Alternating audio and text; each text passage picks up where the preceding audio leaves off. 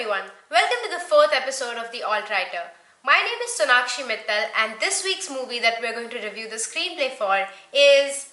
I'm in love with Summer. I love her smile, I love her hair, I love her knees. I love this heart-shaped birthmark she has on her neck. I love the way she sometimes licks her lips before she talks. I love the sound of her laugh. First of all, I love this movie. The reason 500 Days of Summer is such an unconventional movie is because it is a love story. It is boy meets girl, it is boy falls in love with girl, it is boy can't be with girl, and then it's not back to the happy ending. Let's see how 500 Days of Summer uses conventional tools and tells an unconventional story. Let's dive in. So, the first thing I want to talk about is voiceovers. This is a story of boy meets girl. For Tom Hansen, this was the night where everything changed. For all intents and purposes, Summer Finn, just another girl. This movie uses voiceover in a way where it's not telling us how to feel, but where it's setting things up for us. So in the very beginning itself, the voiceover states that this is a story of boy meets girl. But you should know up front, this is not a love story. And then it gives us an introduction about our main protagonist, Tom Hansen. The boy, Tom Hansen of Margate, New Jersey, grew up believing that he'd never truly be happy until the day he met the one. This belief stemmed from early exposure to sad British pop music and a total misreading of the movie The Graduate. Now, isn't that problematic? Yes, it is, but we don't think so because in a love story, we get carried away with the moments between the boy and the girl and we start feeling for Tom Hansen. We know he can't be happy without the one, and then when Summer enters his life, we want them to be together. We want Tom to be happy. We don't care about how unhealthy this attitude of his is. We just want them to be together. And when they're not together, we feel for him, but at the same time, we want him to learn that lesson. So to take the audience on such a roller coaster journey is such a difficult task, and they achieve that by using the help of voiceovers, but not to exposition feelings, but just to set us up for it. They have set us up for the fact that Tom is miserable without a relationship.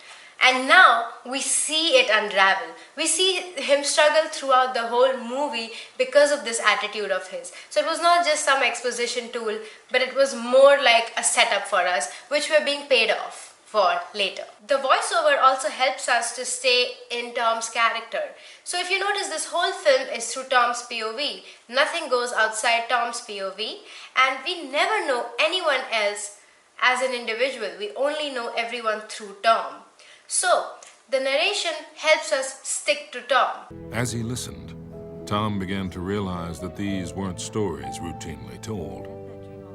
These were stories one had to earn. Tom walked to her apartment, intoxicated by the promise of the evening. Tom had finally learned there are no miracles. There's no such thing as fate. It kind of also goes with the visual theme of the movie. Tom does think that this is a very dramatic thing that's happening to him. So this dramatic narrative voiceover goes with the theme of the movie. The second thing I want to talk to you about is nonlinear storytelling. This non-linear pattern of storytelling is helping us stay in Tom's mindset. There are some days where Tom is happy, in love. There are some days where he is dumped, and some days where he's completely miserable. As a writer, I have the tendency of just using something because it looks unconventional, because it looks good. One of the reasons why I love this movie so much is because they don't use non-linear storytelling just for the element of surprise or interest. They use non-linear storytelling because it goes with the character of the film. Throughout the film, we see that Tom and only Tom is responsible for how he is feeling. He was never promised anything. He was never given false hopes, etc. He in his head cooked up everything that Summer was, and he in his head raised Summer to a different level, and then when Summer walked out of his life, in his head he made himself miserable. We keep contrasting between how Tom was and how Tom is when Summer has left him.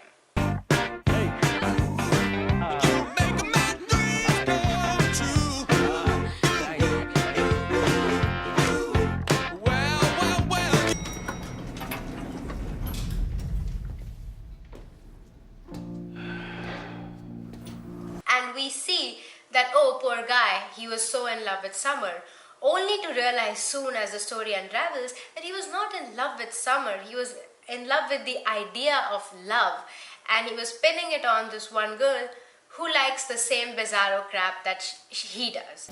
Just because some cute girl likes the same bizarro crap you do, that doesn't make her your soulmate, Tom. So, the nonlinear storytelling helps us see things through his perspective, and it always makes us wanting to know more about Summer. Every time we see Summer cry or laugh or do anything, we're longing to see more of her, but we can't because we're looking at her through Tom's point of view. Let's move forward. In this movie, his B story is with his niece Rachel, with his 12-year-old niece Rachel, and with his friends. Rachel is the one who will bring out important things that we need to know about the movie. Like number one, this. Just because some cute girl likes the same bizarro crap you do, that doesn't make her your soulmate, Tom. And then she tells him everything that the movie wants to tell us. You've broken up with girls before? Yes. And girls have broken up with you before. This is different. Why? Because it's Summer. I'm saying you do want to ask her. It's obvious. You're just afraid of getting an answer you don't want, which will shatter all the illusions of how great these past few months have been. I know you think that she was the one, but I don't. No, I think you're just remembering the good stuff. Next time you look back, I really think you should look again. Now I would like to point out the conversation that happens between Tom and Summer in the bar when they go for karaoke. I like being on my own. Relationships are messy and people's feelings get hurt. Who needs it? We're young. We live in one of the most beautiful cities in the world. Might as well have fun while we can and save the serious stuff for later. It could have been a lot about flirting, etc., but we come straight to the point. Summer believes that there is no such thing as love. Tom believes that there is such a thing as love, fate, destiny, etc., There we go. We've already set up our characters. We've already set up where they're going to clash when it comes to ideas. And this pattern keeps repeating itself. Now I also want to talk about writing conventional scenes in unconventional locations. For example, the scene where they're having a great time in IKEA and pretending to be a couple is such a cute and beautiful scene that again brings out the character of both our characters, at the same time showing us how starkly different they are.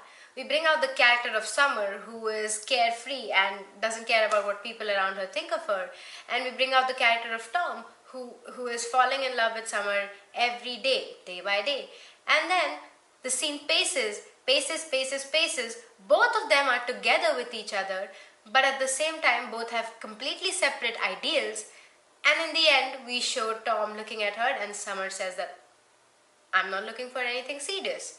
And there we go. We made both of them go through the same road and then they diverge.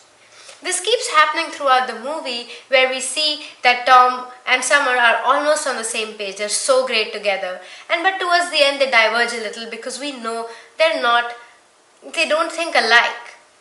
And what Summer says in the end is right. Tom was right about a lot of things, but he was not right about her. Now I want to come to the scene where Tom first visits Summer's room. For here was Tom, in her world, a place few had been invited to see with their own eyes. And here was Summer, wanting him there. Him, no one else. Again, that exposition is part of Tom's character. Because for Summer, maybe it was not a big deal. Maybe she was just saying something to him that she hadn't said to anyone before, but she didn't mind telling that to him. Doesn't mean that she was in love with him or anything. But for him, it was a big deal, and we were in his point of view. We still don't know what Summer actually felt while she was saying those things, because that doesn't matter in this story. What matters is what Tom felt, because it's a movie about Tom. And this is where the narration does not play as an exposition. The narration didn't go like, but Summer felt this way, but Tom felt that way. No. It just told us about what Tom felt, and it made it a huge deal for us that she said something to Tom. So what exposition is doing is, it's kind of lying to us to keep us in Tom's POV. Even in the scene where Summer is describing her previous boyfriends, we don't know who her previous boyfriends were. We just know them through the pictures Tom imagines in his head. He hasn't seen them at all. But we see that in his head he has glorified everyone to make himself feel insecure, just like his character. That brings out comedy, and it tells us something about his character. And the more we keep layering his character, the more we keep pinpointing his insecurities, how easy it is to get him all riled up, how it is to get him to overthink, more it helps to build our empathy and sympathy towards him. Now we go to the setups and payoffs part of this film. This film has a lot of simple setups and payoffs, but that really drive the point home. For example, the IKEA setup. Hon, our sink is broken. And all of our sinks are broken. TV's not working. Well, I'm famished. Let's eat.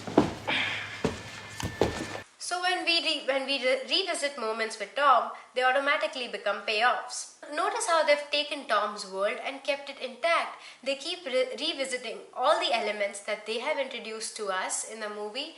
They keep revisiting these elements to show how they affect him negatively.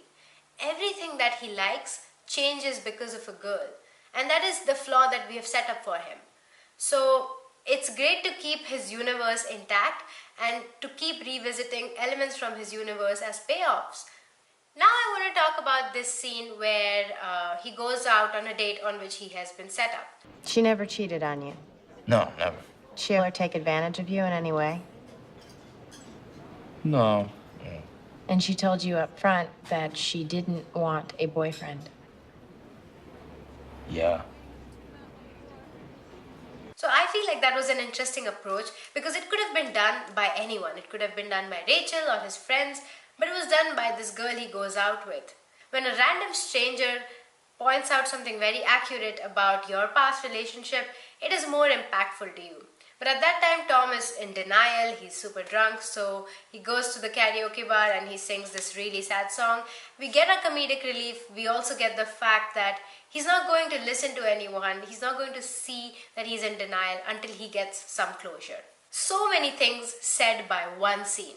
Thank you so much for watching this, guys. I hope you really enjoyed it. I hope it helped you write just like it helped me. If you really liked it, please subscribe to my channel so that you can be notified every time I make new videos every week. And do come back to this channel for some new videos that I'll be creating next week. Hope to see you all soon. Thank you so much for watching. Bye-bye.